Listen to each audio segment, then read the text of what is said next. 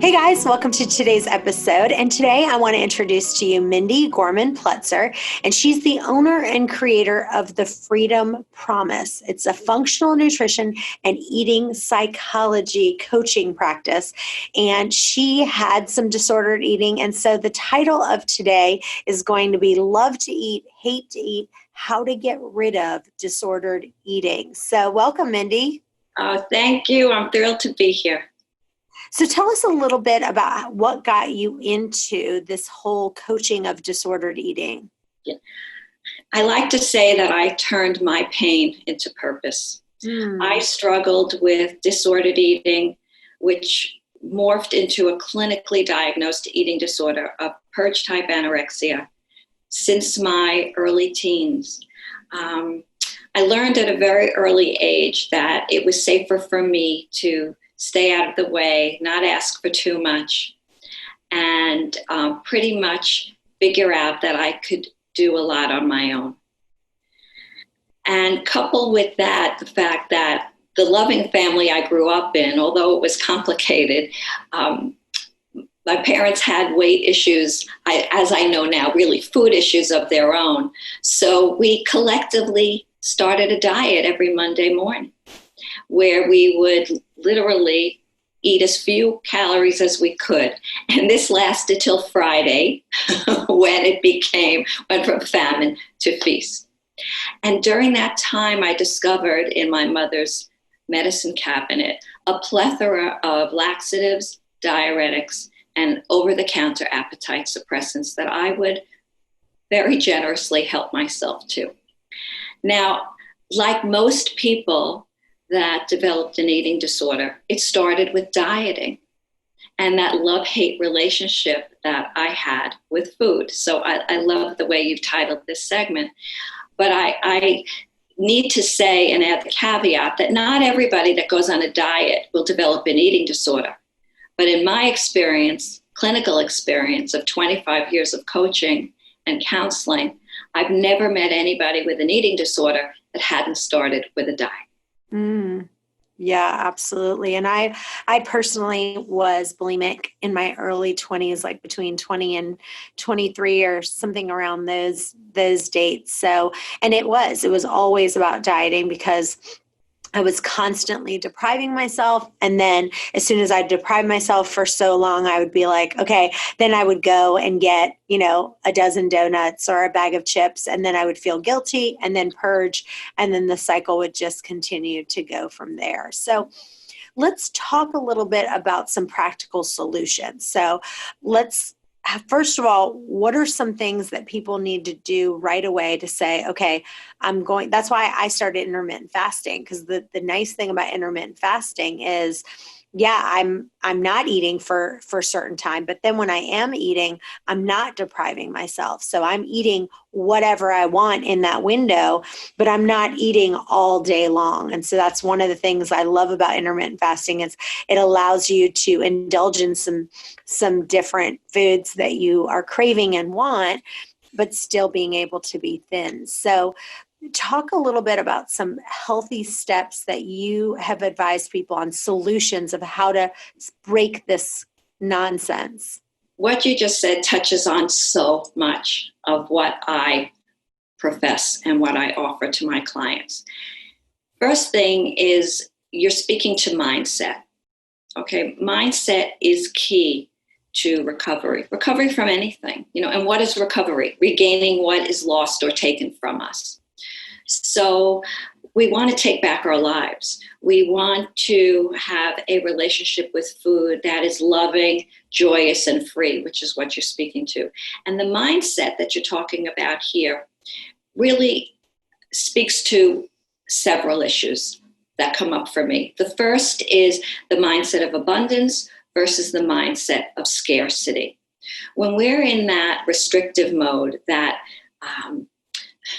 the thinking that is so informed by diet culture, we're really in a state of scarcity, right? I'm going to eat this bag of cookies because then I'm not going to eat them for 2 weeks. I'm going to go to Soul Cycle 5 times this week, to make sure that I get rid of all these cookies, right? But when we're coming from a mindset of abundance, like you're talking about, knowing that you need not deprive yourself, you're coming from a place of gratitude and true love for yourself, right? When we're operating from that mindset of control, we're not operating out of self-love. We might think we are. We might think that we are exercising self-care when we're being restricted, but we can't control what we don't trust. And if we don't trust our bodies, if we don't trust our hunger, if we don't trust those cues that tell us we can stop when we've had enough, that's not self-love. So the first step is mindset. And part of that mindset is understanding that the overeating, the binge eating, the underfeeding, the restricting is not the problem. It started out as a solution. So the first step towards the solution, and I'm not inferring that this is easy because it's a process and it's not linear, but the first step is not only awareness of why you're overeating or undereating, but after awareness has to come curiosity. You know, what are the emotions that I am afraid of processing? What are these comfort foods doing for me? What am I really hungry for? If I'm restricting in an effort to control, what is it that I'm afraid of? So it's not as easy as saying, well, you know, eat less, exercise more, or do X, Y, Z. It's really about learning to let go of parts of the story that's driving the behaviors, the story that's no longer serving. So transformation is less about what we do to change and more about what we let go of in an effort to be the change. Well, so one of the things that I hear people say all the time is, well, I'm an all or nothing person. And so they say, you know, if I'm going to eat sugar, or I'm going to eat carbs, or I'm going to eat whatever it is, then if I'm eating it, I'm eating it. And so the problem is that creates that binge eating cycle because they feel deprived. Then they have an overwhelming urge to eat. Then they binge. Then they feel out of control and ashamed. Then they diet to gain control. And now that cycle, feeling deprived, overwhelming urge to eat, now you binge, it starts over and over and over. And so, you know, I always say it's like, you know, definition of insanity is doing things over and over and expecting different results. And so people go, okay, well, yes, but I'm going to deprive myself of this. This time I'm really going to do it. I'm not going to have any sugar. I'm not going to have carbs. I'm going to do keto or whatever it is. Can you talk about that for just a second? Yeah. Again, Chantel, that speaks to mindset. Deprivation is a mindset. The flip side of that is empowered choice. It's true, there are people that are more sensitive to sugar than others. There are those who are more sensitive to the morphine-like substances in gluten, and the morphine-like substances in casein, which is in dairy. So they're going to absolutely have a chemical reaction when they eat those foods. Embrace that. So rather than saying, I can't have, say, I don't have, or I'm choosing not to have because I'm choosing to feel a certain way. Can you see how reframing that self-talk can shift the mindset? Hey guys, I wanted to tell you I'm offering a free weight loss virtual Bible study. Now is the perfect time to focus on understanding true hunger and fullness and learn what the Bible has to say about it.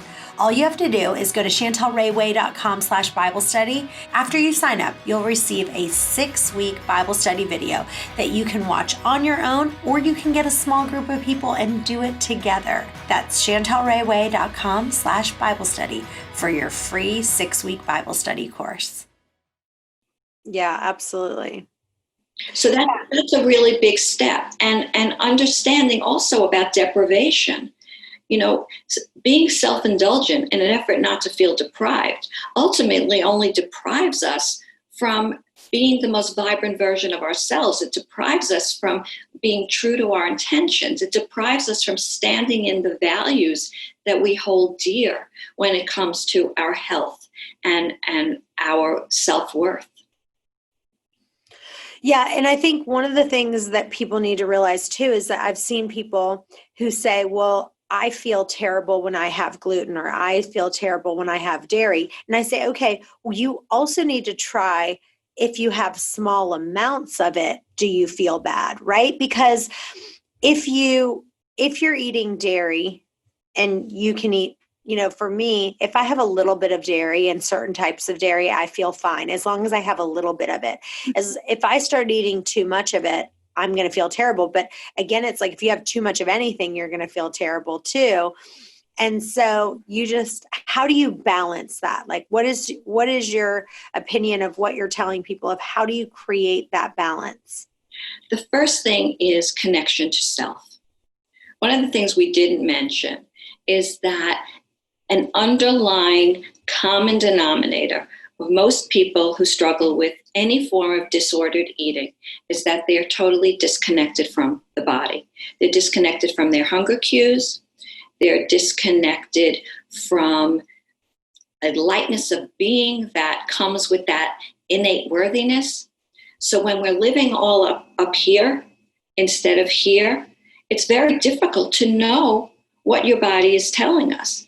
And a very big part of nutrition and good health is not so much what we're eating, but what our bodies are doing with what we're eating, which is basically the principle of functional nutrition, functional medicine. How our bodies are reacting to what we're putting in. And that's going to look different for you. It's going to look different for me. So when we tune into that and we listen to the symptoms that are really messages calling for our attention, we can then become empowered to make the choices that we need to feel our best. I love that. And I think that because it can be hard to recognize hunger and fullness cues. And that's why I love intermittent fasting. And I love, so for me, what helped me with my disordered eating was I had to get to the place where I did have to fast until I heard my stomach growl. And then I knew, okay, when my stomach is growling, now I can eat. Now I can eat just enough to fill my body. And I know that I'm eating for physical hunger, and I'm not eating for mood and emotions. I'm not eating because I'm bored or angry or stressed or depressed. I'm eating because my body is physically hungry during that time. And there's something really valuable about what you're talking about. The conventional treatment community would think that intermittent fasting is a huge no-no for someone struggling with an eating disorder. I don't know that I would recommend it for somebody who is a restrictive type. Anorexic, it would. Right, okay. But I have suggested and recommended intermittent fasting for my clients that struggle with particularly nighttime binging. But there's a key element here, and I'd love to hear how you solve that for yourself. What it does when you are in that fasting window and you know that you're not going to be eating until the morning, that you're choosing not to eat until the morning. Again, there's mindset. Mm-hmm. You're learning that you can face your feelings. You can deal with the negative emotion. You can deal with whatever it is that you were binging in an effort to check out from and develop healthier habits and new tools. So for those reasons, you're manifesting the fact that you can be empowered and you can rely on tools other than food to self-serve. Mm-hmm. So it's I think a wonderful tool. It's not for everybody, and I wouldn't say that everybody can just jump on the intermittent fasting bandwagon without support from a mentor, a therapist, or a coach to help them see that they can get through those trying times, get through those emotions that need to be processed, that their binging offers an escape from. Am I making sense? Yeah, absolutely. I would say the only thing about intermittent fasting that I think people need to be careful with if they have an eating disorder is that if you tend to wait until you're absolutely ravenous, and so I talk about the eating scale, and at one point I talk in my first book, so I wrote my first edition, and then I had so much more to say, so I made a second edition. But in my first book, I talked about being hamster hungry, and I had a friend of mine who, when I was younger, I was like in second grade or in elementary school, and she just got a new hamster. They went out of town, and when she got back, the hamster had babies, and the hamster ate the babies. And so if you Google like hamster eating babies, you'll actually see like over 4 million views about that. But I either call it hamster hungry or I call it hungry, hungry hippo. But I know for me, I have to be very careful that when I get myself to the point that I'm so ravenous, I have to have like a little, right before I'm about to eat, I need to eat some kind of snack. Like right before, let's say I'm planning on eating at 1:00 that day, maybe at 12:30, I might have a little something to kind of just have a snack and then eat my meal at 1 to kind of calm myself down so I'm not eating so fast and out of control. But I think that what I love about intermittent fasting is that you are answering that question. Am I truly physically hungry right now? And I wait every single day until my very first meal. I wait until I hear my stomach growling before I eat. So then I know that I'm only eating that first meal. Like my stomach's actually growling right now while we're talking. It's funny because right around 10:30 in the morning, that's when my stomach growls, somewhere between 9 and 10:30. But I don't actually eat my first meal until usually around 12 or 1. Like I give myself a little bit more time, and then I'll eat my lunch. But then at least I know that I'm eating for physical hunger and not because I'm bored or because it's lunchtime or any other reason. That's a big part of it. Understanding the difference between physical hunger and emotional hunger, hunger that's brought about by stress. Physical hunger can wait. Physical hunger is patient. Physical hunger allows you to think about what it is that you want, whereas emotional hunger needs to be satisfied immediately. It's more of an urge. It's a voice that drives the behavior. So one of the things that I hear people talking about so much is that some people say, I do a good job of waiting until I'm physically hungry, but I'm not able to understand and recognize my fullness cue. Like I'm feeling like I'm still eating beyond full, and they can't figure out how to tell when they are full. How do you engage those fullness cues? The same way you engage the hunger cues. If you rate your hunger, excuse me, just get a sip of water. If you rate your hunger on, say, a scale of 1 to 5, 1 to 10, where middle of the road is where you're approaching to start to eat, you do the same thing with your fullness. And again, it's that empowered choice. You start feeling comfortably full. Tuning into the body. There's that message again. Tuning into the body, being aware of your body signals, leaving the table, pushing the plate away, knowing that you can always come back for more. If you're in that eating window, if you're practicing intermittent fasting, you can come back for more. So it's letting go of the diet culture instilled food rules or the messages that you need to clean everything on your plate. Awareness of that thinking, but then again, bring in the curiosity of where did those messages come from? How are they serving me? What were the messages that the messenger received? Understanding and accepting the messages, finding compassion for them, and recognizing that there are parts of the story that need to be let go of. I love on your website, you have something called 7 Steps to Stop Fearing Food. And I love that. Give us a couple of those steps. We'll have everyone go to thefreedompromise.com and get all 7, but give us like a glimpse. Give us 3 of those steps. Well, I just want to say that the 7 steps are an acronym for freedom. So FREEDOM. Okay. So the first one, which basically is the foundation, but it's still the ultimate goal, is to find your enough, face your feelings, and feel the love. Feeling the love speaks to gratitude. Finding enough speaks to the fact that if you don't feel that sense of innate worthiness that I alluded to earlier, then the salad with grilled chicken, or the brownie, or the new pair of shoes, or the first or second glass of wine will never do it for you when you're coming from that place of feeling not enough. The third step, which is an E, eat when you're hungry, stop when you've had enough.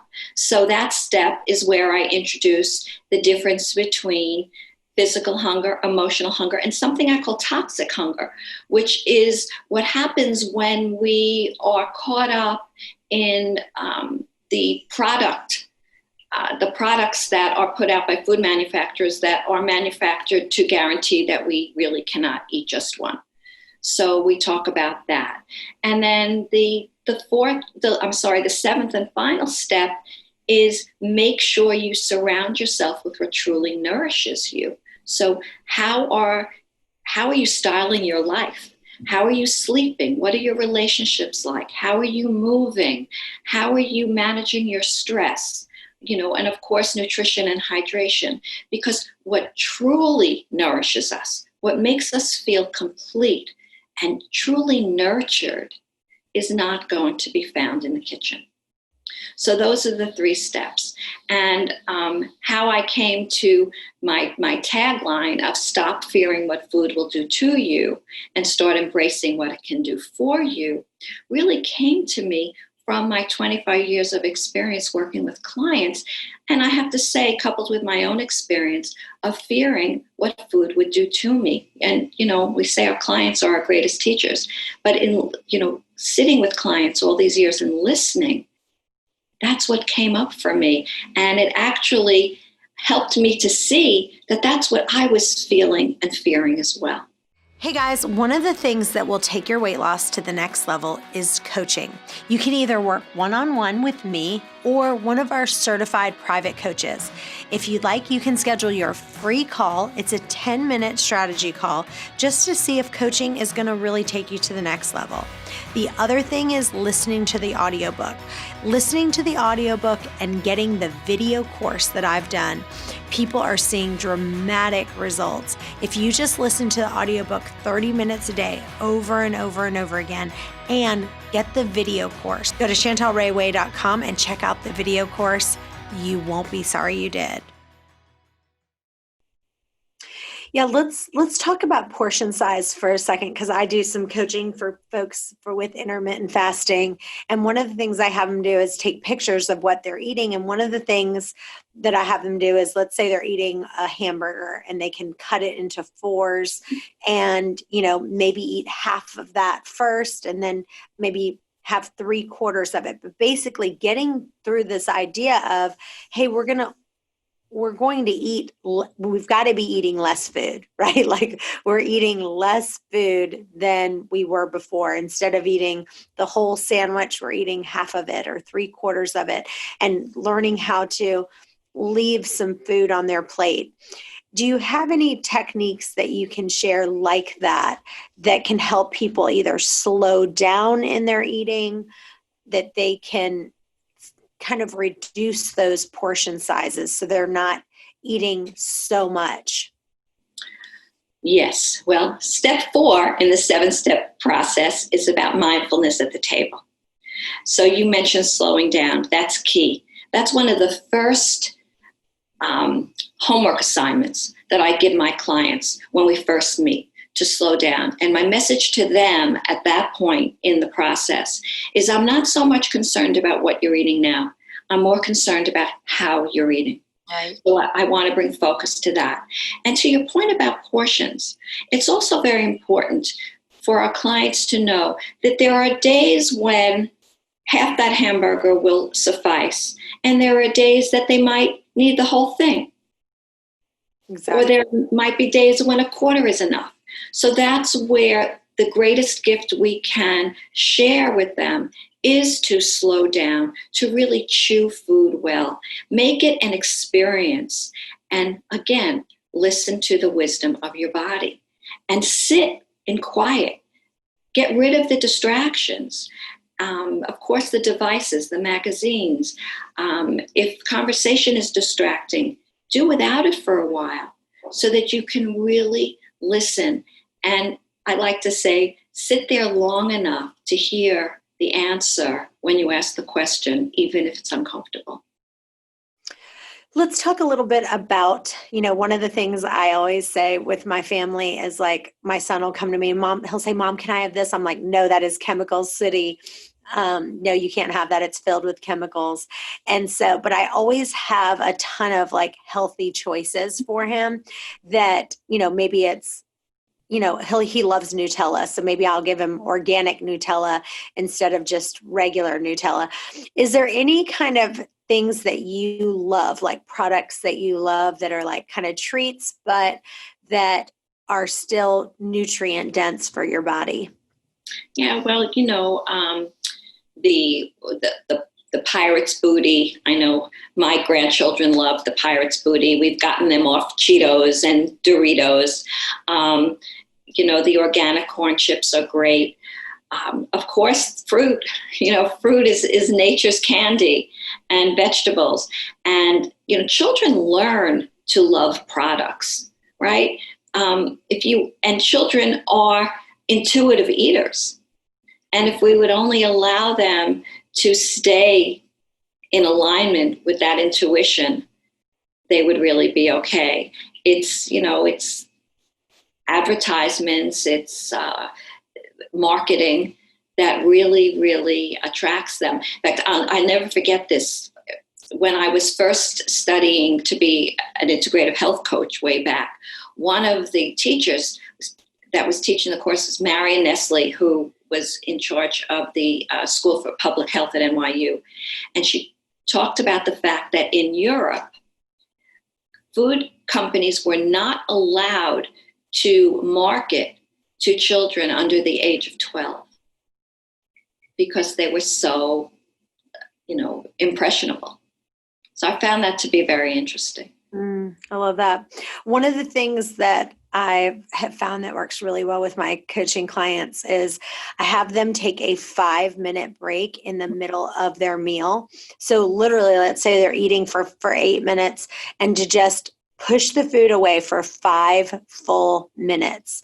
And then they can go back to it. They can still eat more, but slowing it down. One of the things I personally I have to do that. I have to do the 5-minute kind of push it away, because I have a tendency to eat really fast and I have to constantly work on myself. I still to this day sometimes will set a timer on my phone to see if I can try to hit that 20 to 25 minute mark, because I talk fast, I walk fast, I do everything fast. So for me, I have to be extraordinarily intentional about eating slowly. Any other tips for you to eat slowly and, really elongate that eating experience? Yeah, what you just said is brilliant. I love that idea. And of course, putting the fork down in between mouthfuls, take a bite and then put the fork down, and really turn the eating experience into one that engages all of your senses. Engage your sense of smell. And as you're chewing your food, feel how the texture changes.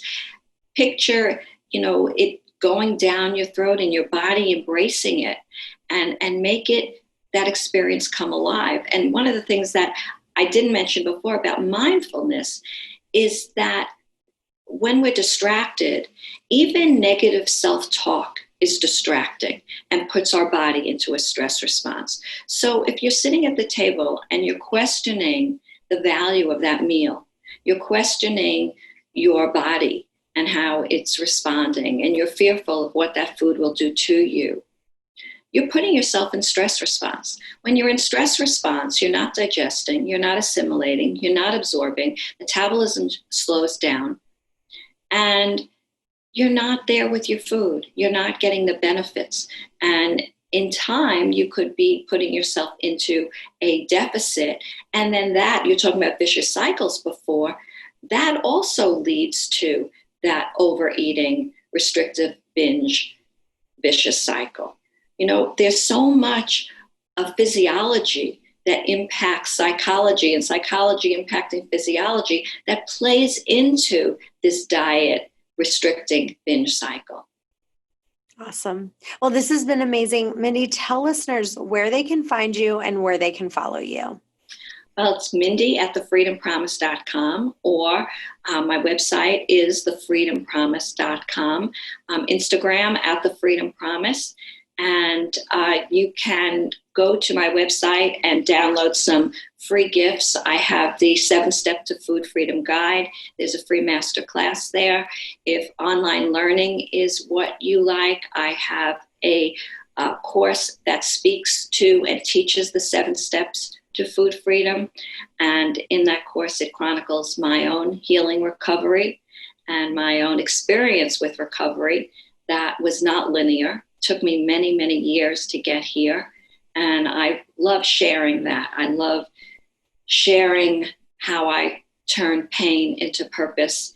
I do the work that I do to embrace my recovery, but to pay it forward. I love it. Well, you guys stay tuned. We have another episode coming up in just a few. Bye-bye for now. This has been a SIMPRONTO Media production.